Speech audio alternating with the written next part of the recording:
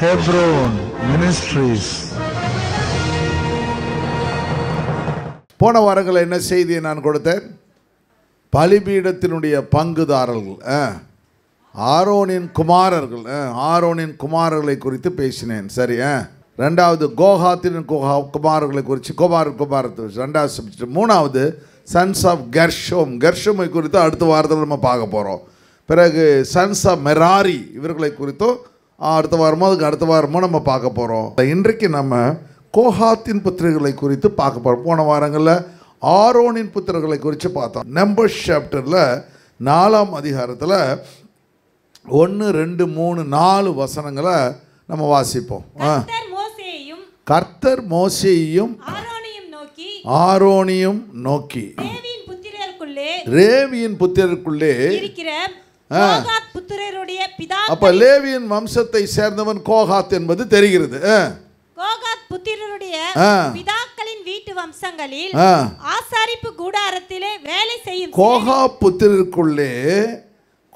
புத்திரருடைய பிதாக்களின் வீட்டு அங்க பிறந்த பிள்ளைகள், அந்த பிறந்த பிள்ளைகள்ல லேவியின் புத்திரர் இருக்கிறாங்க இல்லையா?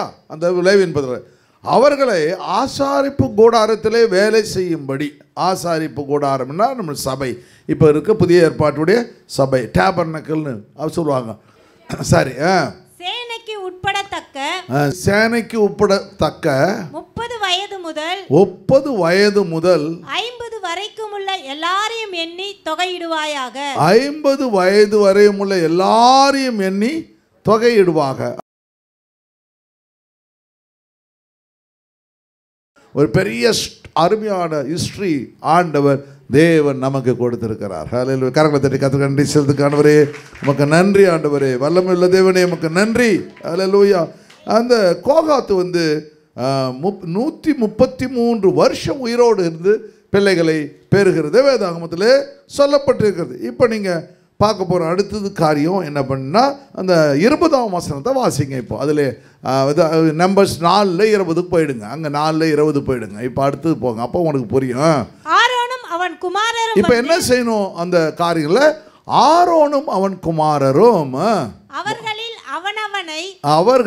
அவனவனை அவனவன் செய்யும் வேலைக்கும் அவனவன் சுமக்கும் சுமைக்கும் நியமிக்க கடவர்கள். இப்போ ஆரோனுடைய வேலை என்னன்னா, அப்பாயிண்டிங் த லீடர்ஸ் அப்பாயிண்ட் பண்ணும். யார் கவனி, யார் இதில் தகுதி உள்ளவங்க, ஒர்ஷிப் யார் நல்லா பாடுறா, யார் கீபோர்டு வாசிக்கிறா, யார் நல்ல காரியங்களை வாலண்டியர்ஸாக ஒர்க் பண்ணுறாங்க, இதை யார்கிட்ட கொடுக்குறாரு ஆண்டவர்? பிரதான ஆசாரியனாகிய அந்த ஆரோன்கிட்டையும் பிள்ளைகளுக்கிட்டும் அந்த ஆசரிப்பு கூடாரத்தின் வேலைகளை கவனிப்பதற்காக பொறுப்புகளை கொடுக்குற. இப்போ நம்ம என்ன பண்ணுறோம்? பாஸ்டர் அந்த பொறுப்புகளை எடுத்து நீ இந்த காரியத்தை செய், இந்த காரியத்தை செய் அப்போ நம்ம ராங்காக ஒருத்தவனை எடுத்துட்டோம்னா அவங்க என்ன பண்ணுவாங்க? டோட்டலாக அந்த டீமை அவங்க இது பண்ணுவாங்க, கட்டமாக சதைச்சிருவாங்க. அதனால் அந்த விஷன் என்ன பண்ணணும்? அதிலே கரெக்டாக போகணும். ஒவ்வொன்றுத்துக்கும் ஜெபம் பண்ணி நல்ல ஆட்களை, சில சமயத்தில் யூதாஸ் காரியத்தை பண்ணி பிசாசு பூந்துடும். ஆனாலும் கூட கர்த்தர் என்ன பண்ணுவார்? அந்த ஊழியத்தை ஆண்டவர் நடத்திக்கிட்டு போவார். யார் கையில் நம்ம பொறுப்பு கொடுப்போமோ அந்த பொறுப்பு என்ன அர்த்தம்? இயேசு வரும் வரையிலும் அந்த ஊழியம் நடக்க வேண்டும். அந்த பொறுப்புக்கு அவர்கள் சொந்தக்காரர்களாய் மாற வேண்டும். அவர்கள் அதை வைராக்கியமாய் செய்ய வேண்டும் என்பதுதான் தேவனுடைய ஆசீர்வாதங்கள். 5 தாலந்து கூட மேலே 5 தாலந்தை சம்பாதிக்கிறார், 2 தாலந்து ஒருவன் புதைத்து போடுகிறான். நம்முடைய தாளந்துகள் ஒரு நாளும் புதைக்கப்படக்கூடாது. ஹல்லேலூயா. ஆண்டவருடைய திட்டங்கள் என்ன? ஒரு வளர்ச்சி இருக்க, நீ பிகினிங், உங்கள் வாழ்க்கையில் ஒரு புதிய காரியம் ஆண்டவர் செய்ய எல்லாமே உள்ளவராய் இருக்கிறார் என்பதை அப்போ அங்கே பார்க்கும்பொழுது என்ன பண்ணுறோம்? அவர்கள் அவனவன் செய்யும் வேலைக்கு அவனவன் சுமக்கும் சுமைக்கும் நியமிக்கப்பட்டவர்கள். அவர்களோ சாகாதபடிக்கு பரிசுத்தமானவைகள் மூடப்படும் போது பார்க்கிறதுக்கு உட்பிரவேசியாமல் இருப்பார்களாக என்றார். அப்போ ஆரோன் ஒரு வேலை செய்யும் பொழுது இந்த கோகாத் புத்திரர்கள் எட்டி பார்க்க கூடாது. எட்டி பார்க்க அவன் என்ன வேலை, சில பேருக்கு என்னன்னா தான் வேலையை பார்க்க மாட்டான், இன்னொருத்தன் வேலையை நோண்டிக்கிட்டே இருப்பான். அது மண்ணன் ஒன்றாவது செடியாவது முளைக்கும். என்ன பண்ண வேண்டும்? மற்றவங்களுடைய காரியத்தில் தலையிடுவது நமக்கு உகந்ததல்ல ஆண்டவர் கற்றுக் கொடுக்கிறார். திரும்ப திரும்ப சபைக்கு இதை சொல்லித் தருகிறார். உங்களுக்கு கொடுத்த ஊழியத்தை நீங்கள் எப்படி முன்னேற்ற பாதையிலே நடத்துங்க. ஆரோன் ஊழியத்தை ஆரோன் கவனிக்க வேண்டும், ஆரோன் எல்லாரையும் கவனிக்க வேண்டும். கோகாத்தின் அவனுக்கு என்ன ஊழியத்தை தேவன் கொடுத்தாரோ அந்த ஊழியத்திலே கவனமுள்ளவனாக இருக்க வேண்டும். ஏனென்றால் அவனை பார்ப்பதுக்கு, ஏனென்றால் அது பரிசுத்தமான ஊழியம், தேவனால் நியமிக்கப்பட்ட ஊழியம். அந்த ஊழியத்தை செய்வதற்கு தேவன் யாரை அனுமதிக்கிறார்களோ அவர்களை கர்த்தர் தேவன் ஆஸ்வதிக்க இரக்கமுள்ளவராயிருப்பார். அந்த ஊழியம் செதந்து போனால் கர்த்தர் நிச்சயமாய் மற்றவனை கணக்கு கேட்பார். நிச்சயமாய் கவனிப்போம். அந்த வளர்ச்சியில் சந்தோஷப்படணும். ஓ வெரி குட், அந்த ஊழியம் நடக்குது, கர்த்தர் என்ன பண்ணுறாரு, அந்த ஊழியத்தை ஆண்டவர் தேவன் என்ன பண்ணுறாரு, ஆண்டவர் நடத்துகிறார் சொல்லி நீங்கள் அதில் சந்தோஷப்படும் பொழுது தேவன் அதில், ஏன்னா எல்லாமே கர்த்தருடைய ஊழியம். அங்கே பார்க்கும் பொழுது அவர்களோ சாகாதபடிக்கு பரிசுத்தமானவைகளை மூடப்படும் பொழுது பார்ப்பதற்கு உட்பிரவேசியாமல், இந்த இன்டென்ஷன் கூட வரக்கூடாது. அவங்க என்ன செய்கிறாங்கன்னு பார்க்குற இன்டென்ஷன் கூட, என்ன செய்கிறாங்கன்னு பார்ப்பதற்கு கூட நீங்கள் இன்டென்ஷன் வரக்கூடாது. உனக்கு கொடுத்த ஊழியத்தை நீங்கள் நிறைவேற்ற வேண்டும். அல்லேலூயா. அதுதான் கர்த்தருடைய திட்டமாய் இருக்கிறது என்று ஆண்டவர் அழகாக சொல்லித்தர. வேதாகமத்தில் வாசிக்கும் பொழுது அந்த ஊசா என்ன பண்ணுறான், உடன்படிக்கை பெட்டியை அவங்கெல்லாம் எடுத்துகிட்டு போகிறாங்க. உடனே உடன்படிக்கை பெட்டி என்ன பண்ணுது, மாடு மிரளுது, உடனே கீழே சாயுது. இவன் என்ன பண்ணுறான், தொட்டுறான். தொட்டவனை ஆண்டவர் அடிச்சிடுறார். இப்போ யோசிப்பார், அவருக்கு என்ன கொடுத்த திட்டம், என்ன கொடுத்தோம், நீ பார்க்கறதுக்கே வரக்கூடாதுரா, நீ எப்படா தொடலாம்.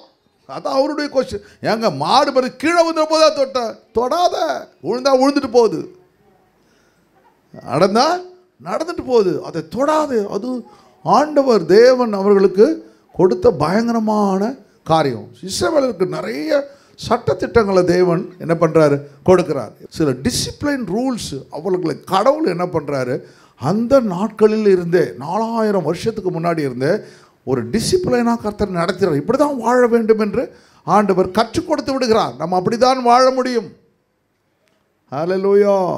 நம்ம எப்படி வாழ வேண்டும் என்று தேவன் கற்றுக் கொடுத்துட்டார். டிசிப்ளின் நம்ம கோகாத் பற்றி சொல்கிறப்ப டியூட்டிஸு, பிறகு வந்து என்ன, அதுக்கு பிறகு அதில் வந்து டிசிப்ளின் இன்ஸ்ட்ரக்ஷன்ஸு மிக முக்கியம். அதை பார்க்குற தேவன் கிருபை செய்திருக்கிறத பார்க்க முடியாத ஆண்டவருடைய திட்டங்கள். அதுக்கப்புறம் பார்த்தீங்கன்னா பெத்ஷெமேயின் மனுஷன் என்ன பண்ணுறாங்க, உடன்படிக்கை பெட்டி போகுது. சாமுவேல் சாப்டரில் வாசிக்கும் பொழுது அதை எட்டி பார்க்குறாங்க.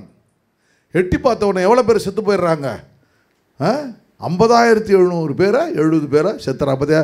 ஆனாலும் பெத்ஷெமேயின் மனிதர் கர்த்தருடைய பெட்டிக்குள் பார்த்ததுபடினால கர்த்தர் ஜனங்களில் 50,070 பேரை அடித்தார். பார்த்தீங்களா. அப்பொழுது கர்த்தர் ஜனங்களை பெரிய சங்காரமாய் அடித்த நிமித்தம் ஜனங்கள் துக்கித்து கொண்டிருந்தார்கள். எட்டியே பார்க்கக்கூடாது. அப்படி இதெல்லாம் எதை குறிக்கிறது, புதிய ஏற்பாட்டு ஊழியத்தில் தேவன் ஒவ்வொருவனுக்கு தாளந்துகளை கர்த்தர் கொடுக்கிறார். ஹல்லேலூயா. ஒருத்தருக்கு வர்ஷிப் தாளந்து கொடுப்பார். அந்த வர்ஷிப் மூலமாக நிறைய பேரை ஆண்டவர்களை கொண்டு வருவாங்க, ஆண்டவர்களை கொண்டு வருவாங்க. ஒருத்தருக்கு பிரசங்க தாளந்தை கர்த்தர் கொடுப்பார், ஜெபிக்கிற தாளந்தை கர்த்தர் கொடுப்பார். இப்படி ஒவ்வொருத்தவங்களுக்கு டிஃப்ரெண்ட் டேலண்ட்ஸு, அதெல்லாம் நீங்கள் கவனம் செலுத்த வேண்டும். ஹல்லேலூயா. அவன் சூடு போட்டுக்கலாம், நீயும் சூடு போட்டுக்கூடாது. என்ன இது மாட்டு கதையா, போய்ட்டு அடிச்சு காசு கேட்கறது. போவான் பாருங்க.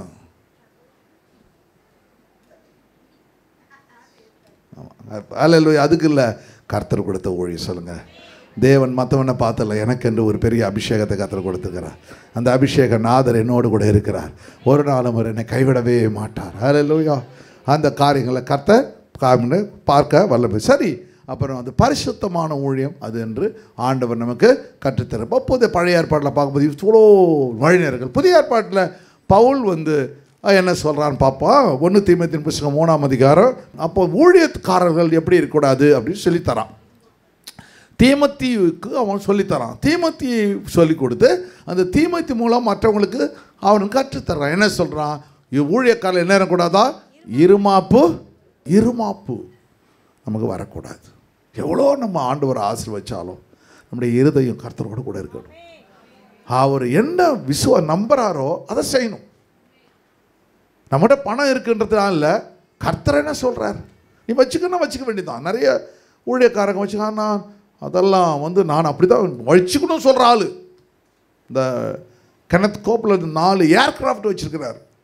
பின்னிகனுக்கு 2 ஏர்கிராஃப்ட் இருக்குது. அதெல்லாம் தப்பு கிடையாது, அதெல்லாம் தப்புன்னு சொல்லவே மாட்டேன். கர்த்தர் அவர்களுக்கு கொடுத்த ஆசீர்வாதம். ஹல்லேலூயா.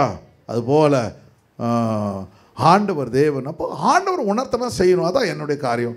என்ன விற்க சொன்னார், மற்றவனு வீண் நான் சொல்ல மாட்டேன். அதுபோல் ஆண்டவர் தேவன் உங்களை வாங்கணும் வாங்குங்க, உங்களை விற்கணும்னா விற்குங்க, ரெண்டுத்துக்கும் ரெடியாக இருக்கு. அதுதான் நான் சொல்லுவேன். உங்களை வாங்கணும் மறுபடியும் இப்போ கொடுக்குறாருன்னா கொடுத்து வாங்கிக்க வேண்டியதான், கொடுக்குறாருன்னா கொடுக்க வேண்டியதான்.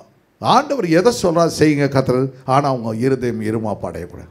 ஓ எனக்கு இது இருக்குது அது இருக்குன்னு நீங்கள் இருமாப்பு அடைஞ்சனா அது பிடிக்காது. அங்கே கோகாத் புத்திரர்கள் ஒரு பெரிய சந்ததி. ஆண்டவரை தட்டு முட்டெல்லாம் பேக் பண்ணி தூக்கிட்டு போடான்றான். அவன் என்ன பண்ணுறான், எல்லாத்தையும் தூக்கிட்டு போகிறான். ஓ நான் வந்து யார் லீவைட் அப்படின்னு சொல்லி கீழே வச்சுட்டு மற்றவனை வேலை வாங்கலை. ஆனால் இவன் அந்த வேலைகளை தாழ்மையோடு கூட செய்கிறான். இதுதான் ஊழியக்காரனுக்கு கர்த்தர் கொடுத்த பெரிய ஸ்லாக்கியம். அது அப்போ அப்படி நீ செஞ்சிட்டினா இருமம் அடைச்சிட்டினா பிசாசு அடைந்த ஆக்கினியிலே விழாதபடிக்கு. இப்போ பிசாசு நம்ம இருமாப்படைகிறான். நான் வானத்துக்கு ஏறுவேன், வடப்புறங்களில் ஆராதனை கூட்டத்தில் வீற்றிருப்பேன், சந்திரனுக்கு மேலாக தன்னை உயர்த்துவேன் அப்படி சொன்னான். கர்த்தர் ஆகாதவன் என்று கீழே தள்ளி விடுகிறார். ஆண்டவர் நம்ம விட்டு போயிட்டாங்கன்னா எல்லாம் நம்ம விட்டு போயிடும். அதனால் ஆண்டவர் ஆகாதவன் ஒரு நாள் நம்மை கீழே தள்ளக்கூடாது. ஹல்லேலூயா. விழாதபடிக்கு நூதன சீஷனாய் இருக்கக்கூடும். நூதன சீஷனாக என்ன இருக்கும், ஒரு சீஷனுக்கு சட்டத்திட்டங்களை கடவுள் கொடுக்கிறார். ஒரு லேவியனுக்கு சட்டத்திட்டங்களை கர்த்தர் கொடுக்குறார். இத்தனை மணிக்கு வரணும், இந்த ஆராதனை செய்யணும், இப்படி தான் செய்யணும் அப்படி சொல்கிறாரு. இப்படி கிட்டார் வாசிக்கணும், இவன் என்ன பண்ணான் கீழே போட்டு வாசிக்கிறான் பார், டிக்கெட் டிக்கெட் டிக்கெட் வாசி. சில பேர் வாசிக்கிறான் பார், பின்னாடி போட்டு வாசிப்பான் பார், சில பேர் அப்படி வாசிக்கிறான் பார். இவன் பேர் தான் நூதன சீஷன். இவன் யார், நூதன சீஷன். வேதாகம் ஒன்று இருக்கும், அவன் ஒன்று பிரசங்கம் பண்ணுவான்.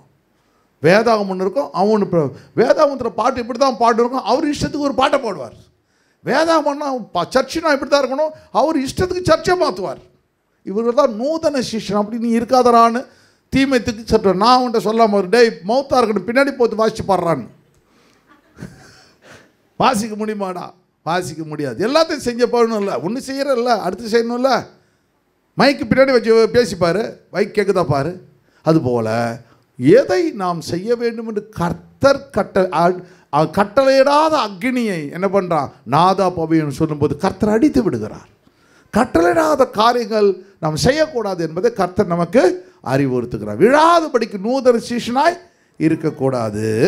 சீக்கிரமா நிந்தனையிலும் பிசாசின் கண்ணிலும் விழாதபடிக்கு அவன் நிந்தனையிலும். அப்போ அவன் அந்த செஞ்ச நூதன சீஷனான் அவன் நிந்தைக்கப்படுகிறான், நிந்தனையில் விழுந்து விடுகிறான்.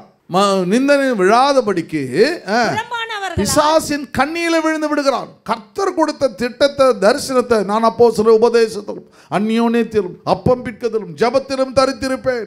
அந்த அந்த அந்த கவனன்ட் வந்து அவனை விட்டு விலகி போய் விடுகிறது. பிசாசின் கண்ணியிலும் விழாதபடிக்கு பிசாசி அவனுக்கு ஸ்னார் சொல்ல கண்ணியை வைக்கிறான். அவன் என்ன பண்ணுறான், சில பிள்ளைகள்லாம் என்ன பண்ணுறாங்க, ஜீன்ஸ் பேண்ட் போட்டுன்னு வராங்க, ரைட் தப்பு கிடையாது. ஆனால் கிழிச்சி விட்டுன்னு வரியா தான் தப்பு. இப்போ ஃபேஷன் நீங்கள் போடுறீங்க. அன்னைக்கு பாவாடை தாவணி கட்டியிருந்தாங்க, அப்புறம் புடவை கட்டினாங்க. இப்போ வந்து பிள்ளைங்கள்லாம் போடுறாங்க, காலேஜில் அப்படி தான் போகிறாங்க. இவங்க பாவாடை தாவணி கட்டும் போக முடியுமா? அதனால் அந்த அந்த ப்ராக்டிஸ் வருது, தவறு கிடையாது. ரைட், நான் தவறுன்னு சொல்லலை, அது தப்புன்னு சொல்லலை, அந்த பாட்டுக்கே நான் போகல. ஆனால் அதை கிழிச்சி விட்டுன்னு வர்றது தப்பு. நூல் தெரியணும்னு கிழிச்சி விட்டுன்னு வரப்பார், அது தப்புன்னு கர்த்தர் சொல்கிறார். ஆக்வர்டாக நூதன சீஷனாக இருக்கக்கூடாது, கண்ணியில் விழுந்து விடக்கூடாது, புறம்பானவர்களால் ஒரு கிறிஸ்தவனே போடுறானே அப்படின்னு சொல்லி உங்களுடைய சாட்சியை நீங்கள் கெடுத்துக் கொள்ளக்கூடாது. பெண் பிள்ளைகள் மேலே கவனமாக இருக்க வேண்டும். சபை பெண் பிள்ளைகள் மேல் கவனமாக இருக்க வேண்டும். பிள்ளைகளை வளர்க்கும் பொழுது எது தேவையோ அது நல்ல ட்ரெஸ், நீங்களே சின்ன வயசில் வந்து கண்ணாபண்ணன் எடுத்து கொடுத்து அவங்க வளர்த்துட்டா அந்த ஃபேஷனில் போயிடுவாங்க. அவங்களுக்கு நல்ல காரியங்களை சொல்லி கொடுத்து அவங்களை வளர்க்கும் பொழுது அவர்கள் தேவனுடைய நாமத்தை உயர்த்துவார்கள். அல்லேலூயா. சரி வாசிங்க. அந்தபடியே எல்லாம் நீ பார்த்துட்டு வரிய தீமோத்தேயுவே, நீ செய்யறது மாத்திரமல்ல, உன் கூட இருக்கிற உதவிக்காரர்கள், உனக்கு உதவி செய்கிறாங்க, அசிஸ்டன்ட் பாஸ்டர் இவங்க எல்லாம் என்ன செய்யணும், அவர்களும் என்ன செய்ய வேண்டும்? இரு நாக்கு உள்ளவர்களாய். நீ ஒரே வார்த்தை பேசுற, அவர்கள் இரு நாக்கு உள்ளவர்களாய் இருக்கணும். பேசும்பொழுது ஒன்று பேசுவாங்க, பின்னாடி பேசுவாங்க. அல்லேலூயா, அல்லேலூயா. இங்கே ஒன்று பேசுவான், அங்கே ஒன்று பேசுவான், அந்த குடும்பத்துக்கு எடுப்பான், இந்த குடும்பத்தை எடுப்பான், சபைக்கு வரவங்களுக்கு தேவையில்லாத வார்த்தையே கேட்போம். அல்லேலூயா, அல்லேலூயா. ஏன் உங்கள் பிள்ளைங்க வரல அப்படின்னு? இங்கே வரல. உன் பிள்ளைங்க சர்ச்சுக்கு வரணும், பிள்ளைங்க வரல ஏன் வரல? இப்போ எல்லாமே குட்டிசராக போயிடுச்சுங்க. எங்கெங்க இதுங்கெல்லாம் பரலோகம் போகுது? நீ என்ன சொல்லணும்? ஒரு விசுவாசி என்ன பண்ணணும்? பக்கத்தில் பேசுவாங்க, அந்த புள்ள வர்றதில்லைங்க, அது வேஸ்ட்டுங்க, குட்டிசாராக போச்சு. எங்க பிரச்சனை சிஸ்டர், ரொம்ப ப்ரைஸ் லார்ட் சிஸ்டர், நான் உங்கள் பிள்ளைங்களுக்காக ஜெபிக்கிறேன் சிஸ்டர். உங்கள் பிள்ளைங்க சர்ச்சுக்கு வரலையா சிஸ்டர்? ராத்திரி பகல் நான் முழங்கால் போட்டு உன் பிள்ளைக்கு தான் அங்கே பேசுறது என்ன, ஆனால் இங்கே பேசுறது என்ன? ஆளை பார்த்த உடனே டக்குன்னு மாற்றி சிஸ்டர் ப்ரைஸ்லாம் சிஸ்டர், உங்கள் பிள்ளைங்களை நல்லா ஜெபிக்கிறேன் சிஸ்டர், கட்டாயம் சர்ச்சுக்கு வந்துடுவாங்க சிஸ்டர். அங்கே பேச உருப்படாத போயிடுச்சு. அது பிள்ளைங்க சர்ச்சுக்கே வர்றதில்ல, அது குடும்பமாக அது வேஸ்ட்டு அப்படின்னு திட்டிட்டு அவங்கள பார்த்த உடனே சொல்ல இரு நாக்கு பாருங்களா, அந்த இரு நாக்கு பார்த்தீங்களா, பார்த்தீங்களா, இதான் இரு நாக்கு. இது பாருங்கள், இந்தியாவில் இது யாரும் அதிகமாக சேர்த்த நான் பார்க்கல, இந்தியாவில் நான் பார்க்கல, ஆனால் யூரோப்பில் பார்த்தேன். 92 பார்த்துட்டேன் நான், ஹாலண்டில் பார்த்தேன் ஃபஸ்ட்டு டைம். அந்த நாக்கில் என்ன பண்ணுறவங்க, அந்த காதில் போடுறீங்களே ஜிமிக்கி, அதெல்லாம் போட்டிருக்கான். இந்த இதில் 2 ஜிமிக்கி தூக்கும், இதில் ஒரு நாக்கில் ஒரு ஜிமிக்கி, அந்த ஒரு ஞாபகம் பீனம் அந்த நாக்கு அப்படி வளைப்பான், கட கட கட கட கடன்னு செய்வான். நம்ம அங்கேருந்து நடந்து வரும்பொழுது இப்படி செய்வோம். எனக்கு துப்பலாம் போல இருக்கும், அடிக்கணும் போல 2 வரும் எனக்கு. ஆனால் வெளிநாடாச்சே, நம்மளும் துப்பிடுவான். நம்ம ஊர்னா செஞ்சிருவேன். ஆனால் என்ன பண்ணுவோம், கடற்கரை சொல்லுவான், அப்படி திரும்பி வேற பார்ப்பான். நம்ம என்ன அவ்வளோலாம் பார்த்தேன் நான். இந்த நாடுகளில் பயங்கரமாக இருக்கும், மோசமான காரியங்கள் பார்த்துருக்கேன். பார்த்தீங்கன்னா இரு நாக்கு உள்ளவர்கள் அப்படின்னா என்ன பண்ண, உள்ள ஒன்று பேசுவது புறம் ஒன்று பேசுவது விசுவாசிகளுக்கு ஆகாது. கர்த்தர் எச்சரிக்கிறார். ஹல்லேலூயா. இனியோடு ஆண்டவர்கிட்ட விட்டுடணும். ஆண்டவர் தேவன், சபை சபை சபை தேவனுடைய திட்டம், சபை தேவனுடைய சரீரம், சபை பரிசுத்தமானது. சபையில் கர்த்தர் நமக்கு ஊழியத்தை கர்த்தர் கொடுத்திருக்கிறார், அது கனத்துக்குரியது. தேவன் அதை நேசிக்கிறார். சரி, 8வது வசனம். அப்புறம் அந்தபடியே உதவிக்காரரும் இரு நாக்கு உள்ளவர்களாயும் மதுபான பிரியராயும் இழிவான ஆதாயத்தை இச்சிக்கிறவர்களாயும் இராமல் சீப் மென்டாலிட்டி இருக்கக்கூடாது. சீப் மென்டாலிட்டி இருக்கக்கூடாது. நம்ம ஹையாக திங்க் பண்ணணும். ஒரு கிங் மாதிரி நீங்கள் வாழணும். நீங்கள் எப்படி இருக்கணும்? ஒரு கிங் மாதிரி. ஆண்டவர் ஒரு அரச, ஒரு கிங் எப்படி இருப்பான்? சின்ன சின்ன காரியங்கள்லாம் ஆசைப்பட மாட்டான். நீங்கள் சின்ன காரியங்களுக்கெல்லாம் ஆசைப்படவே கூட. அவன் எனக்கு ஒன்றுமே வாங்கி தரல அப்படி சொல்லக்கூடாது. அது மூஞ்சப்பார், ஒன்றுமே வாங்கி தரல, அவள் கஞ்ச பிஷ்னாரி அப்படின்னு சொல்லுவாங்க. அவள் இருந்துட்டு போகிறா கஞ்ச பிஷ்ன. நீ தாராளமாக இரு, கர்த்தர் ஒன்றை தாராளமாக வச்சுருக்காது, நீ இரு. ஆண்டவர் தேவன் அதை பற்றி நீ யாரும் கொடுக்கணும்னு நீங்கள் வாழாதீங்க, நீங்கள் கொடுக்கறதுக்கு பழகி கொள்ளுங்கள். உங்களை தேவன் ஆசை வச்சுக்கிட்டே இருப்பார், உயர்த்திக்கிட்டே இருப்பார். யாரை குறித்து சொல்லாதீங்க, அவன் எனக்கு கொடுக்குற இது கூட உனக்கு வாங்குற அளவுக்கு கர்த்தர் உன்னை வச்சிடல அப்படின்னு நினைங்க. கர்த்தர் உன்னை கொடுக்குறலாம் வச்சுருக்கார், கர்த்தர் உன்னை எஜமாட்டியாக வச்சுருக்கார், கர்த்தர் உன்னை எஜமானனாக வச்சுருக்கிறார். ஹல்லேலூயா, ஹல்லேலூயா. அவன் இழிவான ஆதாயத்தை இச்சிக்கிறவர்களாயும் இராமல் நல்லொழுக்கமுள்ள, சொல்லுங்க நல்லொழுக்கமுள்ளவர்களா. கரங்களை சொல்லுங்க, ஆண்டவரே கர்த்தர் என்ன நல்லொழுக்கமுள்ளவனா வச்சிருக்கிறார். ஹல்லேலூயா. குட் குவாலிட்டிஸ் கர்த்தர் கொடுத்திருக்காரு. அந்தபடியே ரகசியத்தை சுத்த மனசாட்சி, விசுவாசின் ரகசிய சுத்த மனசாட்சியிலே காத்துக்கொள்ளுகிறவர்களாயும் இருக்க வேண்டும். ஹல்லேலூயா. என்ன இருக்கணும்? சுத்த மனசாட்சியை காத்துக்கொள்ளுகிறவர்களாய் இருக்க வேண்டும். இப்படி ஒரு அந்த கோகாத் புத்திரர்கள் எப்படி அந்த டிசிப்ளினில் இருந்தாங்களோ அதே போல புதிய ஏற்பாட்டு சபை அதை பார்க்கிலும் எப்படி இருக்க வேண்டும்? சுத்த மனசாட்சியோடு கூட இருக்க வேண்டும் என்று ஆண்டவர் சபைக்கு அருமையாக கற்றுத்தருகிறத பார்க்க முடிகிறது. அருமையான ஊழியக்காரர்கள் கற்றுத்தருகிறத பார்க்க முடியும். இன்றைக்கு நம்ம பார்த்தது ஆண்டவர் கோகாத்தினுடைய ஹிஸ்ட்ரி, ஃபேமிலி. அந்த ஃபேமிலியில் கர்த்தர் என்ன காரியங்களை செய்கிறார், அதன் மூலமா சபைக்கு என்ன காரியங்களை தேவன் கற்றுக்கொட, கோகாத்தினுடைய குமாரர்கள் மூலமாக தேவன் சபைக்கு அநேக காரியங்களை இன்றைக்கு கற்றுக் கொடுத்தார். ஹல்லேலூயா. நான் நினைக்கிறேன் உங்களுக்கு பிரயோஜனமாக இருந்திருக்கும். அடுத்த வாரத்தில் கெர்சிமை குறித்து நம்ம பார்க்க போகிறோம். முடிஞ்ச மெராரியை குறித்து 2 கெர்சிமுடைய ஆசீர்வாதங்கள் என்ன, அவர் எதிலேருந்து அந்த கிளைன் வருது, அந்த இது ஃபேமிலி வருது என்பதை பார்க்க போகிறோம். கடவுள் நம்மை ஆஸ்வதிக்க இரக்கமுள்ளவராய்.